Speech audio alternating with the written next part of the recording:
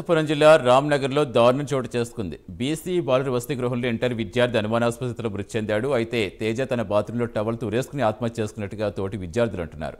స్థానిక ప్రభుత్వ జూనియర్ కళాశాలలో ఎంపీసీ మొదటి సంవత్సరం చదువుతున్నాడు తేజ కాళ్లు నేలకు ఆనుకుండటం, మెడపై గాయాలు లేకపోవడం, కాలిపై ఎవరిదో సెల్ నెంబర్ ఉండడంతో అనుమానాలు వ్యక్తమవుతున్నాయి. విద్యార్థి అనారోగ్యంతో మృతి చెందాడని, ఆత్మహత్య చేసుకున్నాడా లేక మరి ఇతర కారణాలు ఉన్నాయని పోలీసులు అయోమయంలో ఉన్నారు.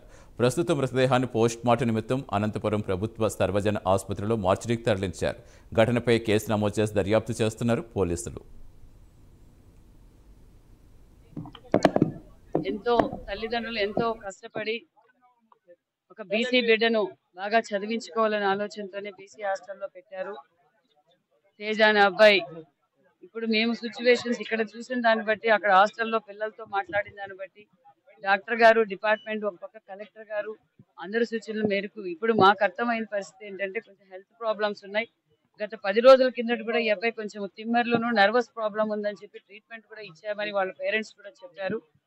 వాస్తవానికి ఇంకో వాట్ ఈస్ వాట్ అనేది రేపటి రోజు పోస్ట్ మార్టం అయిన తర్వాత కూడా మేము క్లీన్ రిపోర్ట్ ఇస్తాం. యాక్చువల్ గా సూసైడ్ కేసులకైతే కానిస్టేబుల్స్ వాళ్ళు వేస్తాం. మీకు స్పెషల్ గా ఒక సిఐ గారిని కూడా అలర్ట్ చేశారు. ఖచ్చితంగా ఏం జరిగింది అనేది విషయాన్ని అయితే మేము బయటికి తీరుస్తాం. దయచేసి పిల్లలందరినీ కోరుకునేది ఒకటే, దయచేసి ఎవరు ఇలాంటి నిర్ణయాలు తీసుకోవద్దండి. ఏ సమస్య వచ్చినా మేమందరం మీ వెంట ఉంటామని కూడా మీకు తెలియజేస్తున్నాం. ఎలాంటి సమస్యనైనా మేము పరిష్కరించడానికి సిద్ధంగా ఉంటున్నామని కూడా తెలియజేస్తున్నాం. నిజంగా చాలా బాధాకరం అనిపిస్తుంది.